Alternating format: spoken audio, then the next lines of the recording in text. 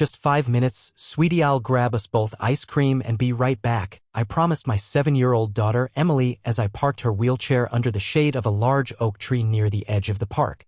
Okay, Mommy, she replied with a smile, her bright eyes shining despite the daily pain she endured. Emily was born with osteogenesis imperfecta, a rare condition that made her bones fragile, prone to breaking with the slightest pressure. She clutched her worn-out teddy bear close to her chest as I stepped away, my heart light for the first time that day.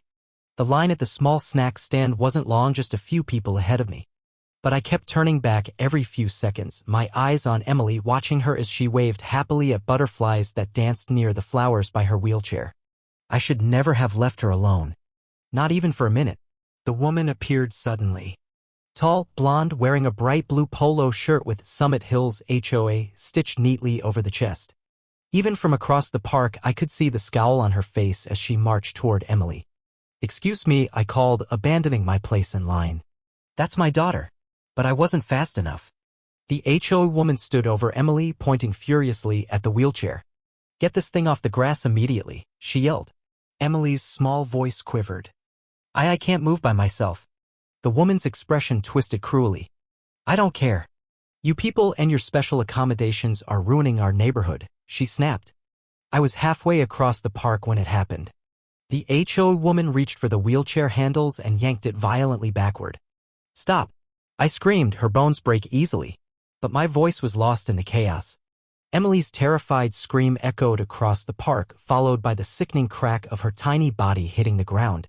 A sound I will never forget, the awful splintering of brittle bones snapping under pressure. By the time I reached her, Emily lay motionless on the grass, her body contorted unnaturally, her face pale with shock, tears pooling at the corners of her eyes. "Mommy," she whispered, her voice barely audible. "It hurts so much."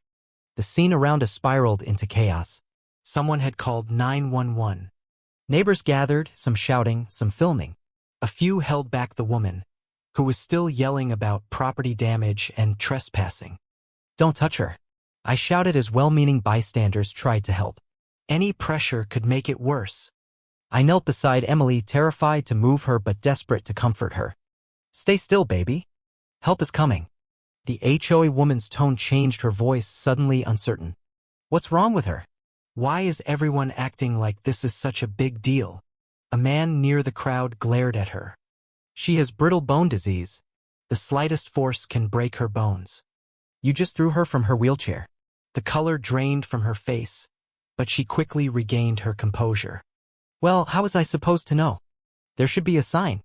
And she shouldn't have been on the new grass." I ignored her, focusing on Emily, whose breathing was becoming shallower with each passing second.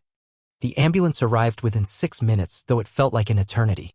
The paramedics moved with extreme care as they assessed her. "Multiple fractures," one of them whispered grimly. As they loaded Emily into the ambulance, I made the phone call I had been dreading. "Nathan," I choked when my husband answered. "It's Emily. She's hurt. Bad. We're on our way to County General." Nathan's voice, usually steady, hardened. "Tell me what happened." An HOA woman, she flipped her wheelchair. "Nathan, there are so many breaks." There was a pause. Then, in a voice like steel, "I'm on my way." What the woman hadn't known was that Nathan Morgan wasn't just any father. He was Chief Nathan Morgan of the County Police Department. The next 12 hours were the worst of my life. Emily was rushed into emergency surgery. The X-rays showed 26 broken bones, both legs shattered, fractures in her right arm, several ribs, collarbone, pelvis, and even the small bones in her feet and hands. "She'll need extensive rehabilitation," the orthopedic surgeon explained gently. "Given her condition, healing will be slow and extremely painful." Nathan stood in uniform beside Emily's bed, his badge catching the sterile hospital light. His face expressionless, but I knew the fury burning beneath. When the doctor left, Nathan's voice was cold. "Who did this?" I told him everything I knew about the woman. Her name, Deborah Langston, president of the Summit Hills Homeowners Association. Her outrage over the grass. Her cruel dismissal when I screamed about Emily's condition. Nathan's jaw clenched. "I'll take care of it." For the next 3 days, I barely left Emily's side. Her tiny body lay encased in casts and braces, machines beeping steadily beside her, sedatives keeping the worst of the pain at bay. Nathan appeared only briefly each night, kissing Emily's forehead, then disappearing again. I knew what he was doing. It was his way of coping. On the fourth day, Emily woke properly for the first time. "The angry lady hurt me," she whispered through tears. "Why did she hurt me, Mommy?" My heart broke all over again. "Some people are just mean, sweetheart. But she'll never hurt you again. Daddy's making sure of that." Nathan arrived that evening, a thick folder tucked under his arm. "Deborah Langston's been arrested," he said quietly, after confirming Emily was asleep. "She's facing charges of aggravated assault on a disabled minor, reckless endangerment, and violation of the ADA. The folder contained more than just the arrest warrant. It held dozens of neighborhood complaints against Deborah. She had a long history of harassment, issuing fake fines, threatening elderly residents, even towing vehicles parked legally on public streets. She had been terrorizing the community for years. "What happens now?" I asked. "She'll face justice," Nathan replied, his voice like ice. "No deals. No mercy." Emily remained in the ICU for 16 days. Her recovery would take months, possibly longer. The pain was constant, every movement exhausting. But the community rallied behind us. Cards and gifts arrived daily. Parents of other disabled children reached out, sharing stories of their own battles against ignorance and cruelty.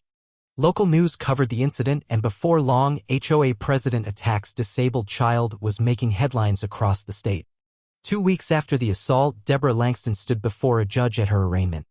She wore an expensive suit and carried herself with the same arrogance that had fueled her cruelty. But the prosecutor's argument was clear, the judge's expression harder still. Bail denied. The trial took place 3 months later. Emily testified via video from her hospital bed, still encased in casts, too fragile to sit up on her own. Brave as ever, she told the court how the angry lady had screamed at her, how she had tried to explain that she couldn't move, how the woman had yanked the wheelchair anyway. Security footage from a nearby building showed the entire horrific moment. The jury watched in stunned silence. The verdict came back fast. Guilty on all charges. The sentencing was brutal. 15 years in prison, no possibility of parole for 10. Ordered to pay $1.2 million in medical expenses and an additional $5 million in punitive damages. Deborah Langston collapsed in disbelief as the sentence was read. Her husband filed for divorce a week later. The HOA board disbanded. Residents demanded full accountability, and city officials responded with sweeping changes to accessibility laws and enforcement guidelines. 6 months after the incident, Emily came home. Her body healing, her spirit unbroken. And that park, the place where the worst day of our lives began. It now bore a plaque near its entrance. Emily's Garden, a place where every child belongs. Justice was served. But more importantly, change had begun.